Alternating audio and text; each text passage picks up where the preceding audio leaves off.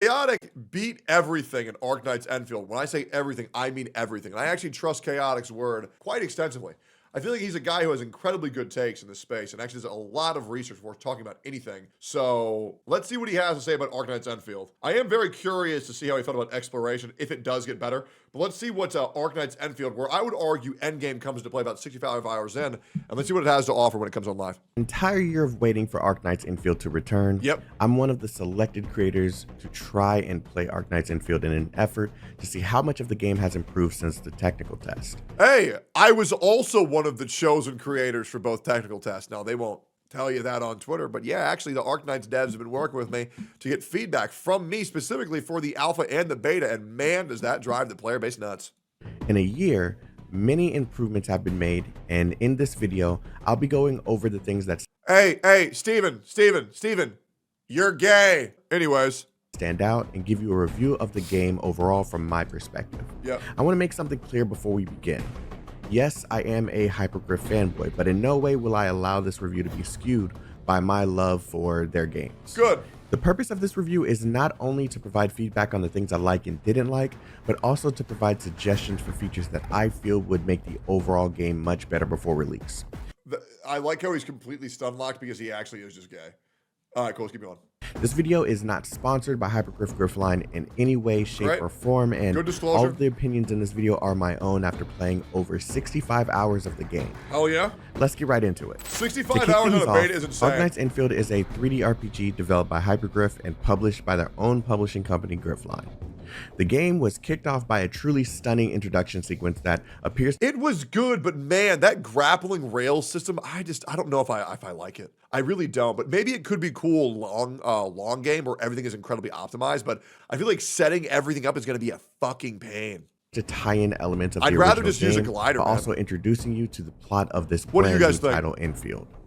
The story revolves around a character known as the Administrator, Yep. who has lost their memories after waking from a long sleep. The Administrator is only woken up when a major crisis is occurring, and this time, the crisis is a combination of the Blight as well as the Agaloy. I won't dive too deep into the story, but I will say that the story I experienced had highs and really low lows. Yeah, the high highs are pretty much everything that happens outside of the Albert character. Once the owl gets introduced, man, it's fucking pain. It is slow. It is like sludge paste. I do truly hope they replace that owl with a very sexy anime girl because I can deal with dialogue dumping as long as there's a big old pair of titties in my face. But when I'm just looking at some ugly fat ass owl, what the fuck you want me to do? And the cutscenes in this game are absolutely fantastic. Yeah, they're hilarious. I appreciated the the expression change is of how the story was told, as the previous technical test had us watching two or more characters just standing around talking about events taking place instead of showing us these events. Yeah, so Honkai Star Rail, yeah. This beta took a different approach with a lot of camera angle changes and visual representations of events taking place or referred to. Yep. There was still a lot of dialogue, which I don't expect to change, as the original game is known for hours upon hours of text for each story. But I do like that the team over at Hypergriff is experimenting with ways to make the storytelling easier to absorb by giving us visuals to go alongside the events when nothing is truly happening at that moment. What would make it a lot easier is every 2 to 3 dialogue sequences where you press spacebar, just change the camera angle, change an expression. And if it's not, realize it's too static and it should just be getting rid of. Just continue to make the camera angle dynamic and don't leave it static for too long. It's that easy. I will say that character expressions and voiceovers for many characters still need a bit of work, especially Perlica. But when they got it right, it truly showed. My name is Perlica. Yep. I am the supervisor of Endfield Industries. While you get reacquainted with this place, I will also be in charge of your well-being. It's all right. I really wish they would get rid of like the emotionless rock that every protagonist has to drag along. It is very annoying. It's like talking to a my pet potato, my pet rock, every single time you interact with one of these characters. It's a shame. Just have characters like Chen, you know? Like Chen would be great. But like, why do we have these characters like Yang Yang? Like, thank God they got rid of Yang Yang and replaced it with Abby. Who would have thought in 2025 Tectone would be more excited about talking to a Paimon than a fucking Yang Yang? But yes, even Abby is better than all that other dumbass shit because they're very minimally involved. They're funny when they show up, and it's nice. Administrator, You might not remember this either, but you've always been the leader of Endfield Industries. Holy moly! You are the paragon and most important companion of every Endfielder. Director Chin, do we have a contingency plan? This character is my personal 9/11 for Arknights Endfield. This character sucks fucking ass. Why the f did they give us this shit, bro? And to handle a situation like this. Andre mentioned it before, but almost all of us thought he was just being paranoid. Holy moly. The ether cell has been stable for so many years, and UWST is supposed to be familiar with its use. Those woosters. I don't fucking know what UWST is this early in the game, so why the f are you not just saying it out loud? Are good engineers, but they're not landbreaker experts. No one saw this coming. Those landbreakers must have done something to the ether cell. We registered spikes in ether readings after the explosion, but they're all below the event threshold so far. Money, money! We still have a chance to fix this. I hope those readings are accurate. The sky is changing before our eyes. We're facing a potential ether side rupture event. Now, let's talk about the combat and progression systems, because this game is taking a different approach to character progression and combat. Okay. Progression holds some similar systems, as you'll be utilizing a stamina system to Yeah, I'm not gonna lie, bro. Yvonne, combat. this bitch, holds some similar. She's the new queen of gacha games. Yep. This bitch is so hot, it is crazy. Her hips are fucking ridiculous. This bitch is such a hoe, it's nuts. And that's what we need. People need to get a hold of that chick's model immediately. Systems, as you'll be utilizing a stamina system to grind for very specific materials that will help you level up your character, weapons, skills, and more. However, this game utilizes a very different gearing system than many other games with gacha mechanics in them. All of the gear in this game have static stats. This means that the stats have absolutely no RNG associated with them. That's amazing. If you craft a set of gloves or armor from a specific gear set, these stats will always be the same. That's fucking amazing. I do not need to farm any more fucking echoes. I do not need to farm any more relics. I don't need to farm any more of these little fucking Jimmy Jams from Genshin. I do not need them. No rolling sounds fucking amazing to me. Once a character's good, they're good. I'm great. That's fine. This means that the approach taken for gear doesn't rely on RNG, but instead it focuses on ease of creation and a bit of build diversity for gear set buffs, which enables creativity for character building. For example, this character guild. Oh, and by the way, if any of you guys are bitching about those systems in your games and you don't give this game a shot, you are the reason why these fucking Echo RNG still exist. I hate it. And I thought it was a necessary evil. However, if this game succeeds in spite of that, could be very good for the gaming space. Gilberta is a nature elemental character, and there is a specific set for characters like her with this element. However, I can use a set made for gathering SP instead, which allows me to execute more abilities, since she'll be contributing to giving me more SP to use when I need to execute skills. I feel like this is a brilliant way to execute character development, because it will allow us to create different uses for characters regardless of their intended roles. Sure, they also have this system added to the weapons that, from my time playing the game, is the most RNG element of this game's progression systems, and it's the essence system. You basically obtain these items through enemy drops or crafting, and these items add on to the weapon's stats in the game. But instead of needing to grind for 3 or 4 of these items per character, you only need to grind for 1 per character's equipped weapon, so it's not that bad. However, okay, great. Good luck getting a piece that has all 3 stats that you're looking for. Let's move on. I will say though, only needing 1 piece sounds great. That does sound fucking amazing. On to the combat, because there are many changes compared to the technical test that was held last year. In this beta, the developers revamped the battle system from the slower MMORPG-ish system that enabled you to think. Chaotic, you want to know why this video only has 7.4 thousand views? It's because you did not put Yvonne nearly enough in the first 5 minutes of this trailer. If you were playing her right now, this would be an easy 100K banger. On God, and that's why my video is going to break 60K, no problem, because I'm going to put Yvonne bending over in the thumbnail and me freaking the fuck out. Absolutely. about your moves and even tell your character what direction the move should be executed in.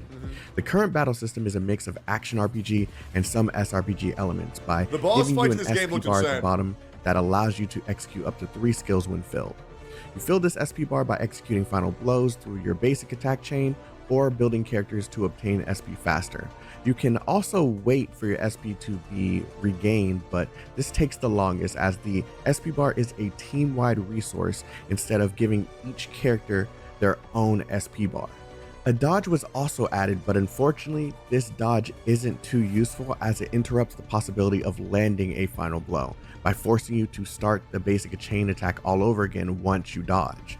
This new combat system makes combat faster than the previous. That incentivizes players to have more aggro playstyle to maximize on DPS. I think that's completely fine. I think a player using an invulnerability to avoid damage should be punishable by drastically reducing their DPS. But by giving them shelter, they sacrificed the damage they could have been done. I think it's fine.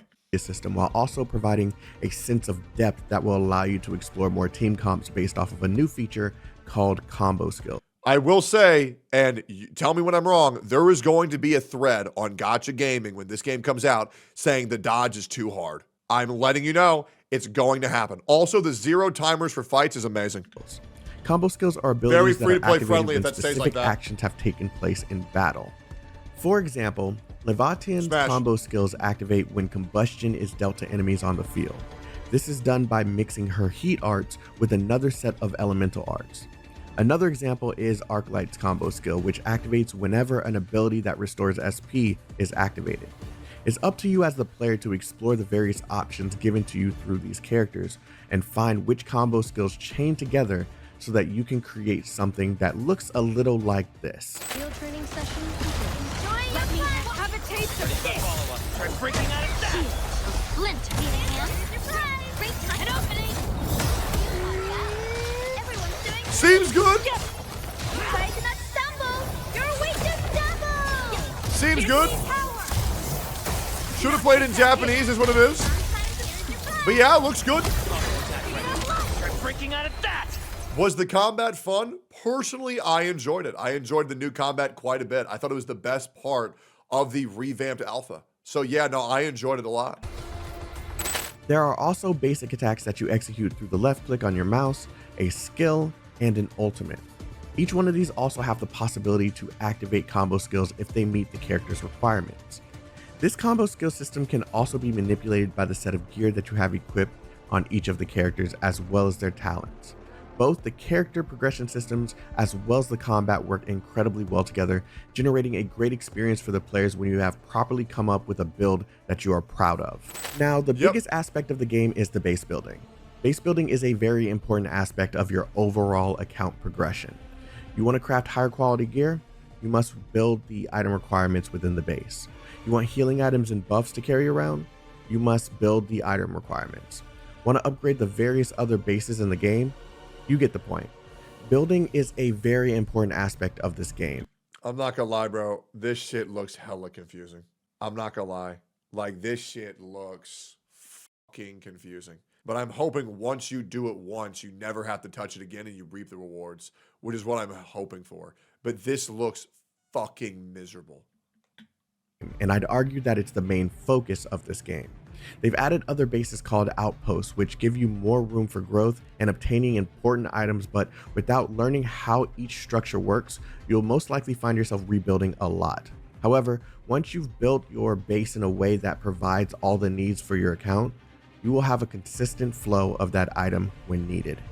Another aspect of the base building is the outpost system. Each outpost is requesting for a specific item to be made in exchange for a currency that can be utilized by a shop on the home ship while leveling up the outpost at the site. I do really feel like that base building thing will be the biggest detractor of the game's overall success amongst the general public. I think it's going to be too difficult. I think it's going to overwhelm players. People are going to say, nah, fuck that. They're going to drop it. I do. But we'll see. Maybe I'm wrong. But it's going to be like the JoJo's Season 1. Season 1 of JoJo's is incredibly important. However, it's so fucking boring that people just drop the series rather than getting through it to see the joy that's part 2, part 3, 5. You know what I'm saying? 8. Same time, giving you a larger outpost to build. What would be nice is if people could just have an auto build function and they just do it for you. I think that would save this game from deterring a lot of players. Is just have a auto build for people who don't want to participate, but make it like not completely optimal, but like enough optimal where people are like satisfied with it. Upon a bit more. Think of your outpost as an additional base building section where you can craft even more items needed. This gives you another location to build and acquire items needed to progress within the game. Along with outposts come quests that teach you more about the systems within the game. This outpost system didn't exist in the previous technical test and is a nice addition. Another base building mode that I was hoping for was base raids, and they delivered. Think of this as a 3D manifestation of the original Arknights game that takes place at every outpost. However, this mode must be activated, so it doesn't happen. You know, regardless of what people will tell you, I actually fucking loved Arknights. I just hated the company in charge. But now that Yostar's gone, I think this game will be absolutely fantastic because Hypergriff is a very, very, very good company. But we'll see. There is a lot of shitty, retarded, gay idiots in the community who are incredibly elitist. But we'll see how that goes because now I'm so big I don't even need to pay attention to them unless I think I can make money off of them. So yeah, it is what it is. I don't really have to waste time appeasing them anymore because I made it and I'm the largest gacha creator in the entire industry. So I'll probably make fun of them and then make people see how big of fucking retards they are and just keep going like that. By surprise, and you don't lose materials or your base when you fail. I personally don't feel like there's enough risk in this mode, but that's just me. The way that this works is you'll be placing down crafted defenses that will attack the enemies as they invade the base. You can also use your own party of characters to contribute to the defenses of your base. Each outpost has this available after meeting some quest related requirements, but I think it's a nice entry to the game despite needing more work. Now, I want to take a moment to share all of the feedback that I've gathered during. Can you explain what Yostar did? Look up the video Why I Quit Arknights on YouTube and just watch it. It'll make sense after. My experience playing Arknights Endfield. Number 1. The story has drastically improved, especially visually, but sometimes the voiceover and character expressions cause the story to feel as if it's falling short, when it's actually the character performance that's lacking. A great example of this is Perlica. She lacks the emotion both visually as well as her vocal expression. Gacha games, get rid of characters that are emotionless slop. Humans like emotions, so why are we making characters that fucking have none? There is no point. Since this character is your traveling companion, I was expecting her to open up more over time, but during this beta, she's been the most boring character because of this, which makes the story feel like a drag when she's around. Number 2.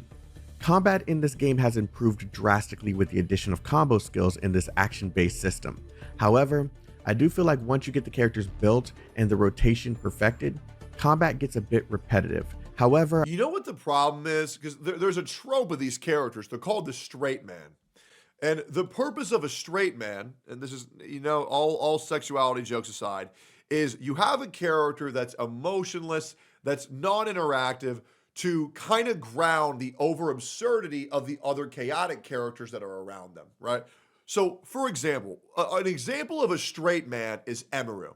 Emiru is a straight man. In every OTK stream and every type of Steak and Eggs podcast, she was the straight man who would sit there and kind of bring the calmness and the less expressive of the over-expressive, ridiculous characters to truly show you how ridiculous everybody else was being around her, right? And it enhances everything without taking anything away. The problem is that these characters, the straight man characters, are supposed to be the side characters, right? To enhance the main characters. The problem with Arknights Endfield is they're making the straight man the main character, which, you know, on Twitter, they say that's a problem. Fuck straight men. But all jokes aside, just take these characters and use them where they're necessary. Don't force them down your fucking throat and just leave them with a emotionless, non-interactive, non-reactive character, right? Just let them play their role. I only started to feel this way once I completed all of the content in the beta, so maybe it was just a lack of new things to do, but I figured it was worth mentioning anyway. Number 3, I love the amount of choice for the gear provided in the game. However, I do feel like the amount of gear sets just wasn't enough. I love to have enough gear sets that allow you to do more with your characters and focus on specific stats. I don't want the RNG to return, just more sets with more statistical options and buffs that give me more diversity in the character builds. Sure, that will obviously come with time as it does with every other gacha game for sure. but I understand this concern. I mean, and hopefully there's more release on launch, but I like starting small so that way the ever ramping necessity of farming the new set is at least slower at the beginning. I can ease into it later, so I'm fine with either.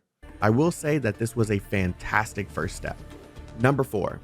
In this test, there was a mode called Algorithmic Memories. This was the most boring part of the entire beta, as you spend time collecting balls that give you stat buffs in this linear platforming setting.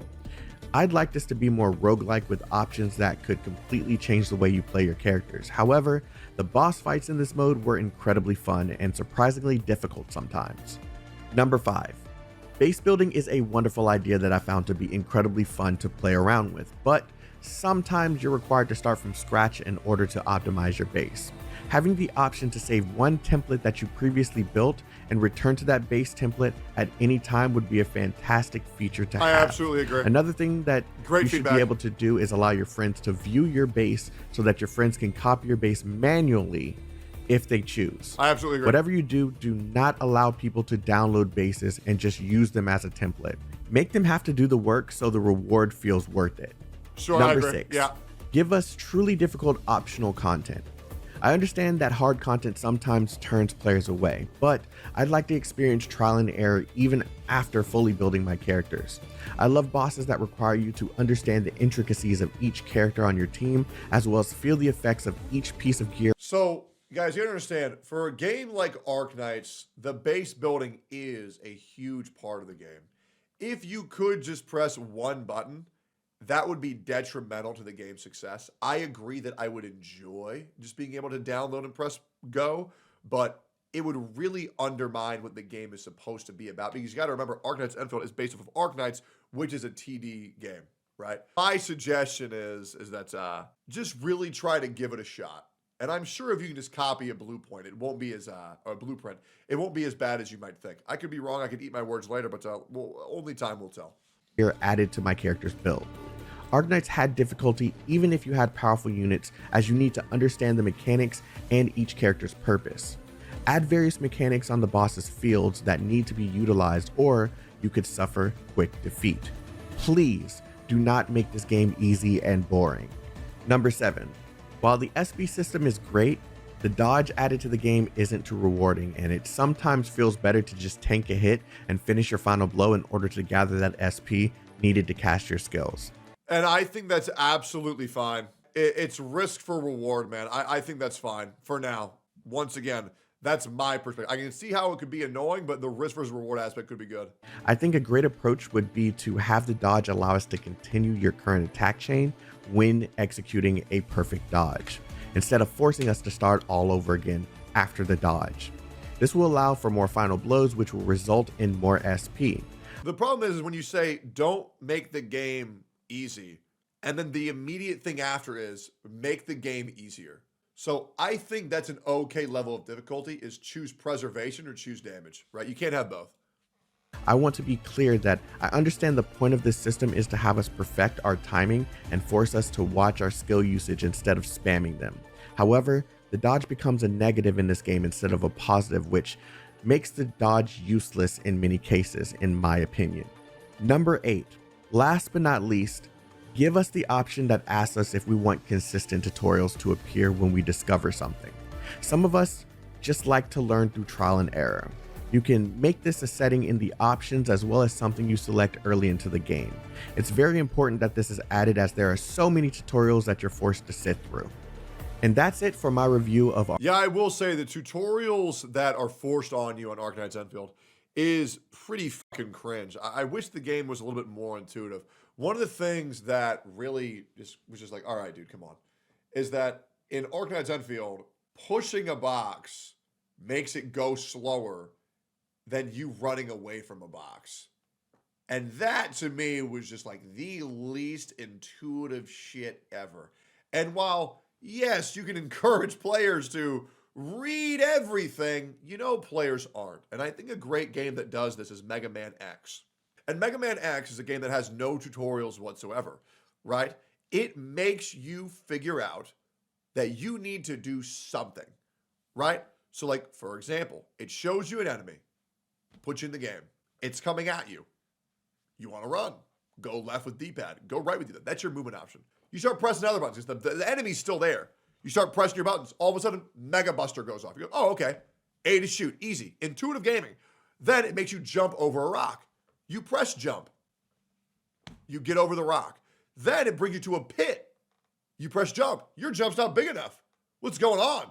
Am I pressing it wrong? Oh, you can press jump twice. You learn how to double jump. All of this is done via practical play rather than just read all this, read all this, read all this, and then you'll get it. Just give us more shit that's intuitive that we can learn without reading a dissertation on how to play your fucking game. And I think that would make the game more enjoyable for everybody in mass. Arknights Endfield. This experience is exactly what I've been looking for, and I can't wait to experience the next beta or the final release of the game. Whatever comes next, I'm ready for it. If you have any thoughts, suggestions, or questions, leave them in the comment section below, but don't forget to like the video and subscribe for more Arknights Endfield content. Great fucking video, man. And Chaotic, I hope his channel blows the fuck up. This is a good-ass dude. He's got a good head on his shoulders, and he is very articulate with everything he fucking says. Great fucking video. I cannot wait for Arknights Endfield, and I know the community is very excited for me to play their game and save it once again. See y'all then. Bye-bye.